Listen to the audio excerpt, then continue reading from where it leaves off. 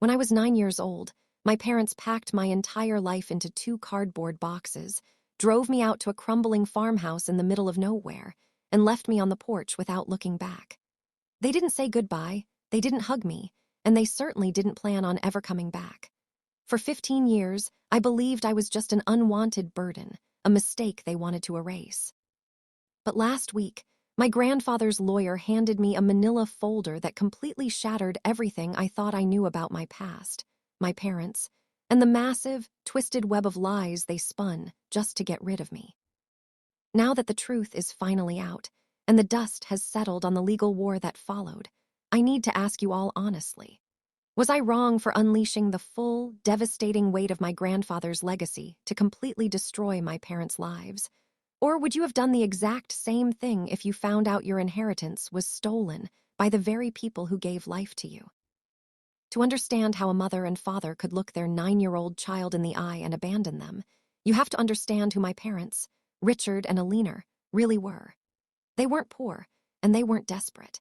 In fact, they were highly educated, deeply materialistic people who viewed everything in life, including their own flesh and blood, through the lens of social status and financial utility. I was born at a time when they were climbing the corporate and social ladders in the city. Early on, I realized I didn't fit the mold of the perfect, prodigy child they wanted to show off to their country club friends. I had learning disabilities, I struggled with severe asthma, and I was inherently quiet and introverted. To Alina, my medical needs were an embarrassment and a scheduling inconvenience. To Richard, my lack of competitive drive was a sign of weakness. They didn't want a child who required effort. They wanted a trophy. When my younger sister, Clara, was born 5 years after me, she was everything they ever wanted. She was healthy, charismatic, and effortlessly perfect in their eyes. The moment Clara started walking, I became invisible in my own home. I was relegated to the background, receiving nothing but cold compliance for my basic needs, while Clara was showered with affection, expensive gifts, and endless praise. The turning point came when my grandfather, Arthur, began showing early signs of cognitive decline. Arthur was my father's father, a fiercely independent, wealthy retired industrialist who owned an expansive estate, several successful local businesses, and a massive investment portfolio. He was a self-made man who despised Richard's superficial lifestyle and corporate arrogance. Because of this, my parents rarely visited him, but the moment they smelled blood in the water regarding his health, their attitude completely changed. They started forcing me to go with them to visit Grandpa Arthur every single weekend. At the time, I didn't understand the sinister motive behind it. I just knew that Grandpa Arthur's farm was the only place I felt safe. He didn't judge me for my asthma or look at me like I was a broken object. He taught me how to fish, how to fix old tractor engines, and how to read the weather by looking at the clouds. We formed a deep, unbreakable bond. But while I was building a relationship with my grandfather, my parents were building a case. They were meticulously documenting his lapses in memory, taking photos of his cluttered desk, and secretly recording his repetitive stories. They were setting the stage to prove he was mentally incompetent, so they could seize control of his massive estate through a power of attorney. One rainy Saturday afternoon, things took a dark turn. Grandpa Arthur and my father got into a screaming match in the kitchen. I was hiding behind the living room sofa, trembling, listening to my father accuse his own dad of losing his mind and throwing away the family fortune on foolish local charities. Grandpa Arthur's voice boomed through the house, clear and filled with absolute rage. He told Richard that he knew exactly what he was up to, that he wouldn't see a single dime of his hard-earned wealth, and that he was rewriting his will to ensure his money went to causes and people who actually mattered. My father slammed the door so hard the glass shattered. On the drive home, the silence in the car was suffocating. My mother kept glancing back at me in the rearview mirror with a look of pure, calculated malice. Within 48 hours, my life changed forever. I woke up on a Tuesday morning to find my clothes and a few toys already packed into boxes. My mother told me we were going on a special trip. When we arrived at Grandpa Arthur's farm, they didn't even turn off the engine. My father dragged my boxes onto the porch, grabbed my shoulder tightly, and whispered that I was going to live here now because I was too much trouble for them to handle anymore. My mother didn't even roll down her window. They drove away, leaving a cloud of dust and a terrified 9-year-old boy crying on a porch. Grandpa Arthur came out, wrapped his strong, calloused arms around me, and told me that as long as he was breathing, I would never be unwanted again. And he kept that promise. For the next 10 years, my grandfather raised me with an abundance of love, discipline, and wisdom. My parents never called. They never sent a birthday card, a Christmas present, or a single dollar for my upkeep. It was as if I had died the day they dropped me off. They completely erased me from their lives, raising Clara in luxury while my grandfather and I lived a modest but incredibly fulfilling life on the farm. As Grandpa Arthur grew older and his physical health declined, I stepped up to take care of him, managing the farm and ensuring he was comfortable. He passed away peacefully in his sleep when I was 24. I was devastated, but I took comfort in knowing I gave him the dignity and love he deserved in his final years. At his funeral, 2 shocking things happened. First, my parents and Clara showed up, dressed in expensive designer black clothing, weeping theatrical, fake tears for a man they hadn't seen in 15 years. Second, my grandfather's lifelong attorney, a sharp, intimidating man named Mr. Vance, pulled me aside and told me we needed to meet at his office immediately following the burial. When we gathered in the mahogany-lined conference room, the tension was thick enough to cut with a knife. My parents sat on one side, looking at me with utter contempt, treating me like an uninvited stranger who was trying to crash their payday. They openly sneered when Mr. Vance started reading the will. The first part of the will was exactly what my parents expected. Grandpa Arthur left the physical farm and a small stipend to me. My father smirked, assuming the vast bulk of the multi-million-dollar estate, the investments, and the commercial properties would automatically default to him as the sole surviving son. But then Mr. Vance paused, adjusted his glasses, and looked directly at my parents with a cold, knowing smile. He revealed that 3 months before I was dropped off on that porch, Grandpa Arthur had established a bulletproof, irrevocable blind trust. The trust contained 95% of his entire wealth, and the sole beneficiary of that trust was me. But there was a massive, terrifying catch that my grandfather had kept hidden for over a decade. A secret clause that Mr. Vance was legally bound to reveal only after Arthur's passing. So that is the unbelievable situation I found myself in, sitting across from the people who abandoned me, realizing that my grandfather had played the ultimate long game.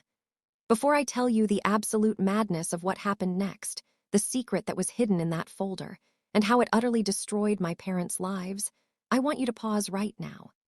Go down to the comments and tell me honestly, what would you do in my shoes? Would you take the money and run, or would you use every single resource at your disposal to make them pay for what they did?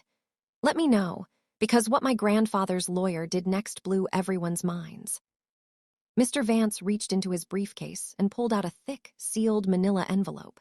He laid it on the table and looked directly at my father. He explained that 15 years ago, when my parents realized Grandpa Arthur was going to cut them out of the will, they tried to legally commit him to an asylum to force control of his estate. However, during their desperate rush to gather evidence of his incompetence, they committed a series of massive, federal financial crimes.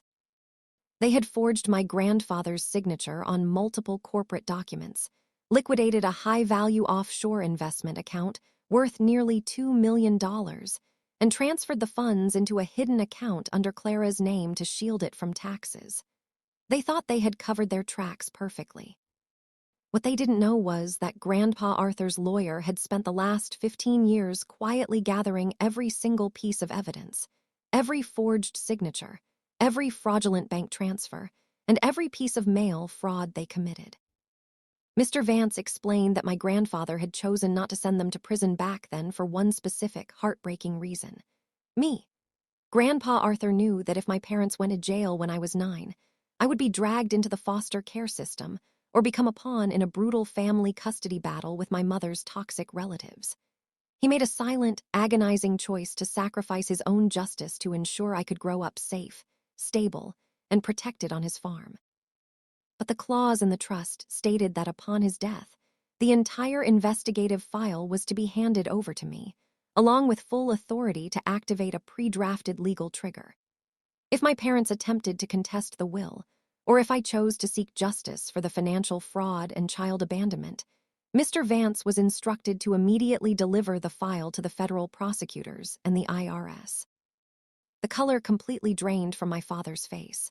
My mother began to hyperventilate, realizing that the luxury life they had built was resting on a foundation of stolen money that was about to collapse. They immediately changed their tune. My mother crossed the room, tears streaming down her face, trying to hug me and telling me how much she had missed me, how leaving me with Grandpa was for my own good because they were going through a hard time.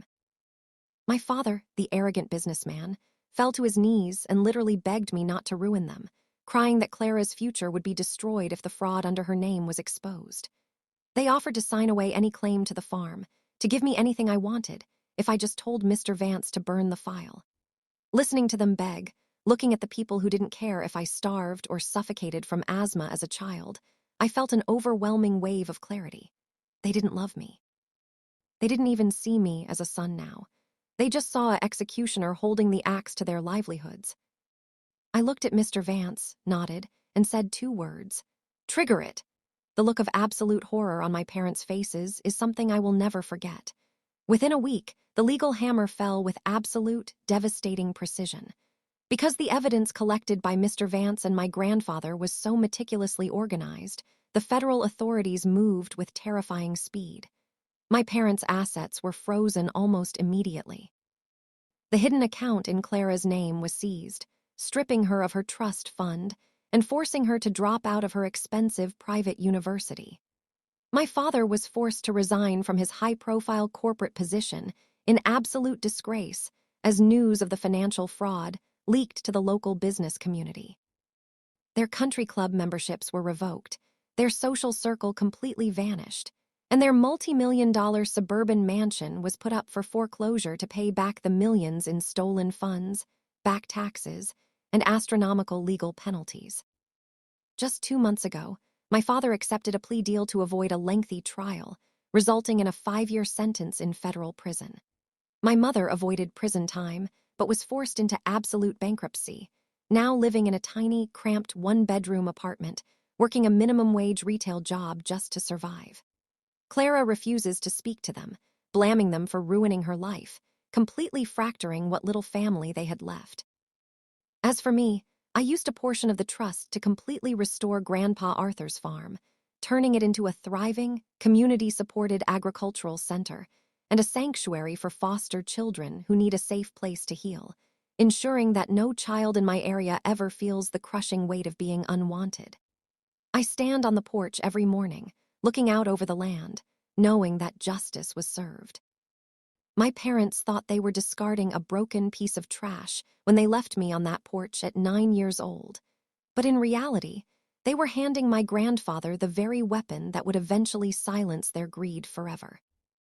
Growing up, I used to think that family was defined by blood, that the people who brought you into this world owed you love by default. But my grandfather and his brilliant, fiercely loyal lawyer taught me that true family is defined by actions, by protection, and by the sacrifices made to keep you safe. I don't feel a single ounce of guilt for what happened to Richard and Alina. They reaped exactly what they sowed, and their greed was their own undoing. If you think I did the right thing by honoring my grandfather's final wish and holding my parents accountable for their crimes, please hit the like button to show your support. Don't forget to subscribe to the channel for more jaw-dropping stories of justice and family drama just like this one. And definitely head down to the comments section to share your final thoughts on this entire chaotic mess. Thank you so much for listening to my story, and I'll see you all in the next one.